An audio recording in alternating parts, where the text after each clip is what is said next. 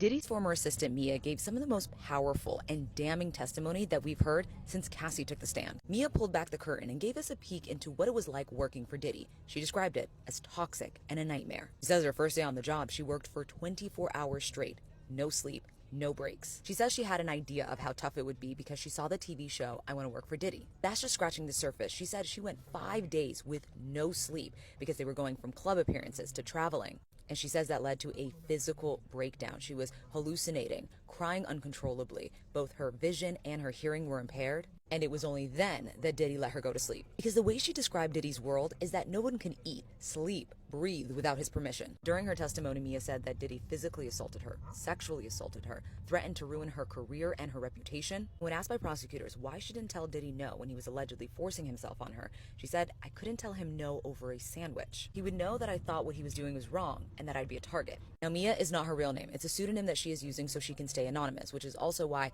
I can't describe any physical characteristics that might help you identify her. But I can tell you that she was extremely nervous, hyperventilating at times. It was very difficult for her to get her words out. Often when asked by prosecutors to recount a difficult story, she would pause. She would say, and stutter as she's trying to get the story out. She was also very fidgety, swaying in her chair and looking down at her lap. I think she had something in her hand that she kept messing with.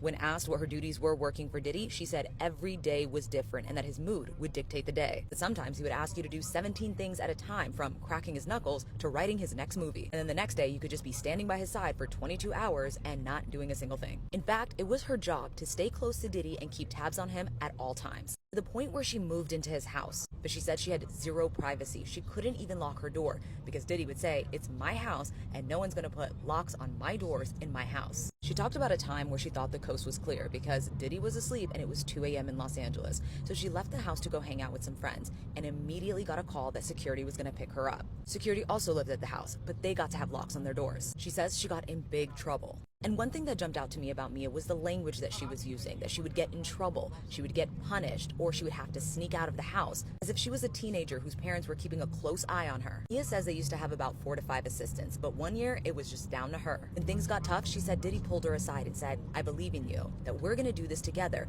and made her feel like they were friends, that they were in it together. After a few years, she was promoted to a film development role in his production company. And she says she was so happy because this was always her dream. For years, she held that role without a title, but even when she got her title, she says when Diddy was mad, he would threaten to take away her credits. For reference, she was paid a starting salary of $70,000 and was bumped up to $100,000. She was also promised bonuses in her role, but she didn't always get it.